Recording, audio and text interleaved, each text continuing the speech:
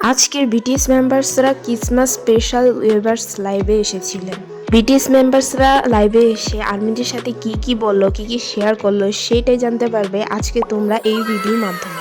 But এর আগে তুমি যদি সত্যিকারের বিটিএস আর্মি হয়ে থাকো তাহলে ভিডিওতে একটি লাইক করে চ্যানেলটিকে সাবস্ক্রাইব করে বেল আইকনটিকে প্রেস করে দাও। আর এসব না করলে আমি ভাববো যে তুমি একজন fake army.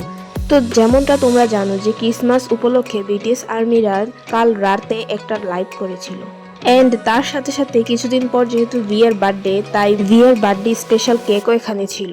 By the way RM live শুরু হওয়ার সাথে সাথে বলে যে আমরা এই জন্যই আজকে লাইভ স্টার্ট করলাম, কারণ তোমাদের কথা আমাদের অনেক মনে পড়ছিল। তাই আরএম আবারও বলে যে এখন আমরা একসাথে লাইভে আসছি, অনেক মজা হচ্ছে তাই না? তো সবাই বলতেছে যে হ্যাঁ হ্যাঁ অনেক মজা হচ্ছে। তখন ভি বলে যে নতুন বছর তো প্রায় এসেই গেল, তো চলো এখন সবাই একে অপরকে উইশ করি। পরে জিমিন সুগাকে বলে যে সুগা তোমার চুলের রংটা মনে হয় চেঞ্জ করা দরকার। জিমিন বলে যে আমার মনে হয় তোমার চুলে হোয়াইট কালারটা বেশি মানাবে। তখন সবাই বলতেছে যে না না ব্ল্যাক কালারটাই ভালো লাগছে। সদস্যরা বলে সুগা যদি তার চুল হোয়াইট কালার করে তাহলে তার মুখ আর চুল একসাথে মিশে যাবে, তাকে বোঝাই যাবে না। পরে সবাই এটা নিয়ে অনেক হাসতে থাকে। আর এটা কিন্তু মেম্বারসরা ঠিকই বলছে। কি বলো আর্মিরা, মেম্বারসরা ঠিক বলছে না? তারপর আরএম বলতেছে যে ফাইনালি আমাদের লাইভে 30 মিলিয়ন ভিউ হয়ে গেল। ভি বলতেছে যে হ্যাঁ ভিউয়ার্সদের সংখ্যা আস্তে আস্তে বাড়তেছে। পরে বিটিএস মেম্বারসরা তাদের নিউ ইয়র্কের প্ল্যান সম্পর্কে কথা বলছিল। তারপর আর্মিরা বলে যে তাদের নতুন অ্যালবাম জলদি আসছে, তবে তারা এই ব্যাপারে এখন বেশি কিছু রিভিল করতে পারবে না। তখন জিমিন জানায়, জিমিন বলে যে কিছুদিন আগেও তারা আলাদা ছিল, একসাথে পারফরমেন্স করতে পারতো না, কিন্তু এখন সবাই একসাথে নাচ গান করতে পারছে। তার কাছে এই বিষয়টা খুবই চমৎকার লাগছে। পরে সদস্যরা নিজেদের মধ্যে আলাদা আলাদা বিভিন্ন টপিক নিয়ে আলোচনা করছিল। পরে জেহু বলে যে আরে তোমরা কি করছো, যে কোনো একটা টপিক নিয়ে কথা বলো। এতগুলা টপিক নিয়ে কথা বললে আর্মিরা একদমই বুঝতে পারবে না। পরে জেহবের এই কথা শুনে জিন বলে যে ভাই দুনিয়া বদলাচ্ছে, এখন নতুন নতুন টপিক নিয়ে আলোচনা করা উচিত।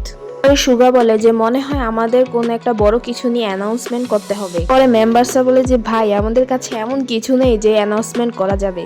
পরে ভি বলতেছে যে চলো আমরা নিউ ইয়র্কে যে প্ল্যান করেছি তা আর্মিদের সাথে শেয়ার করি।